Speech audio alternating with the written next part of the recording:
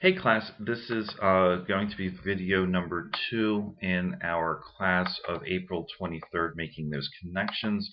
And we are going to now discuss Dr. Forgey's blog post, What We Learned from Women, Feminist Approaches to the Study of Holocaust and Genocide. And I chose this post particularly because of this quote that Dr. Forgey offers from Rebecca Solnit, who is a feminist activist and author.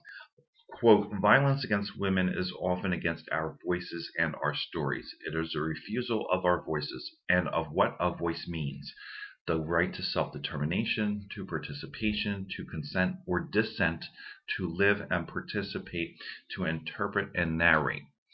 So Dr. Forgey is talking about how there's a link between violence against women's bodies and violence against women's voices. And she begins this discussion about modes of knowledge production in Western patriarchal knowledge systems of thought. If you have taken a philosophy class before, you may be familiar with some of the terminology that she's using in here. I'm not going to go into it too much, but with regard to epistemology is like the branch of philosophy that deals with knowledge production and how we know what we know, what are the modes of gaining knowledge, things like that, right? So she's talking about a certain epistemological violence that is exacted against women who speak up, basically, right? But so reliance on, I guess, male-dominated fields of study, of knowledge production, modes of knowledge. This tends to marginalize certain voices, people of color, women's voices, and this marginalization is also noted in the field of Holocaust and genocide studies, unfortunately. You would think in the field of Holocaust genocide studies where we talk about the ways in which groups are destroyed in whole or in part because of certain markers of their identity, right? You would think that Holocaust and genocide studies would be a little bit more open sometimes to other forms of knowledge, and this is not necessarily true. Granted, there are some amazing scholars in the field who are fantastic and terrific, who have opened up much discursive space with the field of Holocaust and genocide studies that's critically important with regard to our conceptualizing of what it means to destroy a group in whole or in part. However, when it comes to women's experiences during genocide and their work on genocide studies and genocide prevention, that has often been considered to be a marginal, specialized interest, which really distorts our understanding that genocide is often a gendered project. And this is something we very much learned in class. It's a gendered project. That's why what we're learning in class is so important to critically understand sexualized violence, oftentimes as in a campaign of genocide, how it can be destructive of a group in whole or in part, right? That's part of what we've learned, right?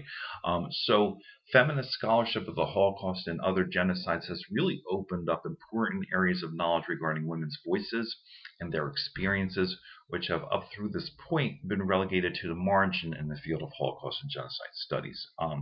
Which has been unfortunate, but there has been an opening up of discursive space with regard to women's voices, experiences, etc.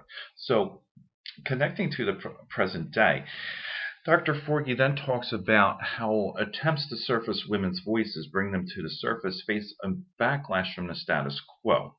And she discusses some of her experience that she has experienced in that regard in academia and in the field of Holocaust and genocide studies.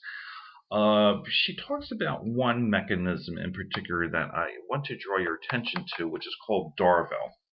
There's a link in our content folder with regard to Darvo. So click on it and take a look at what it is, right? So Darvo is an acronym that stands for deny, attack, reverse victim, and offender, right? So basically the recipient of a critique, right? Okay, so I'll give you an example. I was at a conference 2 years ago, wherein one scholar had said something, a man, and he was critiqued by a woman scholar, and the guy kind of took this critique as an attack on him, right? It wasn't. It was a very valid critique of something he said or some of his research or something, which was very appropriate. This critique was very appropriate.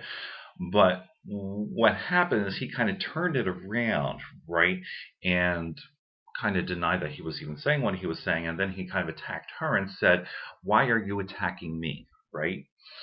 We saw this kind of meltdown happen during the Brett Kavanaugh hearings when he was being confirmed as Supreme Court Justice. And it's a common tactic that people in power use, particularly men, to when they are confronted with their misdeeds, right? And it's also pervasive in academia, wherein administrators and faculty members silence those who call out instances of sexualized violence on campus or challenge systemic and structural violence against women, and discrimination and stuff like that. We've had this happen here at Stockton, unfortunately, to be honest, right? In fact, there have been several suits that have been settled out of court lately with regard to some instances of where young students' experiences with sexualized violence on campus have been ignored by administration, and so there have been suits, and several of those suits have been settled out of court lately, and also some of the whistleblowers with regard to other professors on campus that had tried to bring this to light to the administration have been silenced or marginalized and have been attacked and whatnot, and one of them actually resulted in a suit because of the ways in which she was attacked, because she brought forth instances of sexual harassment against students, right? So Stockton, I love Stockton. Stockton is not immune from these things. I'm going to tell you right now. I'm going to be very honest with you right now. So anyway, Dr. Forgy then states, how can we expect to even address sexual and gender-based violence against women and girls and genocide if we fail to take into account this form of violence in our own homes, our workplaces, our institutions? It's all linked together, and this is kind of some of these connections I wanted to make in class, right? She then discusses her experiences in northern Iraq in 2016, wherein she and other practitioners and scholars went to witness the destruction that ISIS had wreaked on the communities in northern Iraq, right?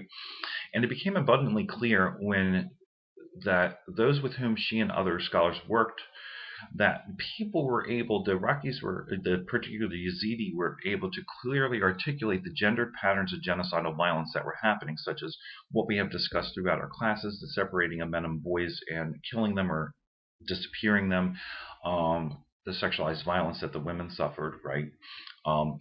In sexual slavery, etc. Importantly, Yazidi women were giving a space to share their plight and the violence that was committed against them so that the whole world would know without a filter. It was their voices, as unmediated as possible, sharing what had happened to them.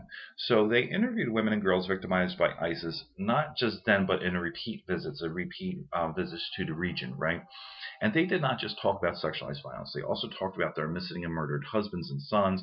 They talked about their lives, which have changed so much, and how they were not receiving adequate services to help them, and that the international community feels was abandoning them because the attention span of the international community kind of waned with regard to what was happening to Yazidi women in the Yazidi community. So one of the purposes that Von Jordan-Forge explains by relaying all this is that she wishes to call attention to the urgency of having strong feminist voices in genocide scholarship, genocide prevention, and anti-genocide activism. And I wanted to quote some of the last paragraph in her blog post, which is not coming up because I'm having computer problems. But if you read the paragraph that begins, "What I wish to do instead," this is, I think, the crux of why she expressed the necessity to talk about what she was talking about this in this blog post, right? And I wanted you to think about some of these things. I'm sorry, I'm having internet problems right now, so I cannot bring it up and read it. However, read that quote, that last quote, and I wanted you to think about some of the things we were talking about in class, making those broader connections between sexualized violence and genocide and conflict, and everyday forms of gender-based violence, including sexualized violence in peacetime, The thing I wanted to focus on in this class is it's not just important to talk about what happens way over there in a conflict zone or during genocide somewhere else in some faraway continent or country or whatever. It's important to understand some of these connections with regard to how this is a gendered form of violence that affects women and girls on an everyday basis, not just through sexualized violence, but also through other things such as sexual harassment, discrimination, marginalization of voices, um, it, many of the things that we have talked about in class, which is why I wanted to make this class relevant in this respect. Right, it's important to understand these things, and hopefully, you all have been able to make some of these connections through much of the stuff that we have learned and studied this semester. I particularly am grateful for this class, not because I created it. This is really nothing to do with me. This is everything to do with the tireless work of feminist scholars, activists, practitioners who have really brought to light the importance of studying sexualized violence and genocide and conflict, and how crucial an area of study this is, not just an area of study, just an academic area, but also a way in which we can hopefully combat it happening not just in conflict, but during peacetime. In peacetime situations, some of the legacies and the fallout from conflict, and sexualized violence and conflict. But I hope that this was a very informative and instructive class for you all. I've received much feedback from many of you who have said as much. So this will be our last video. I want to give you all a great round of applause and thanks for signing up for this class in particular. From the bottom of my heart, I appreciate you, and I hope that you take what we have learned here and be able to apply it out there in whatever way that you do, right? Since that's very important. So for next week, I'm going to have you do a blog post or a discussion board of some of the things that you thought were important that we learned in this class, some of the things that that you may wish that we had studied more in depth, some of the materials that you thought were very helpful, some of the materials that maybe you thought weren't helpful. I particularly need your input on this because this is the first time we have taught this class, that we have had this class. This is the first semester we've had it, so I definitely would really appreciate your feedback. Which is why I'm grading it. So it's going to be a discussion board. It's going to be 10 points. But it's not so much that. It's much more for the fact that I do need your input, and I do appreciate your input. And so I look forward to hearing your input. So anyway, I'm signing off from our last video. I wish you all the best in your future endeavors here at Stockton.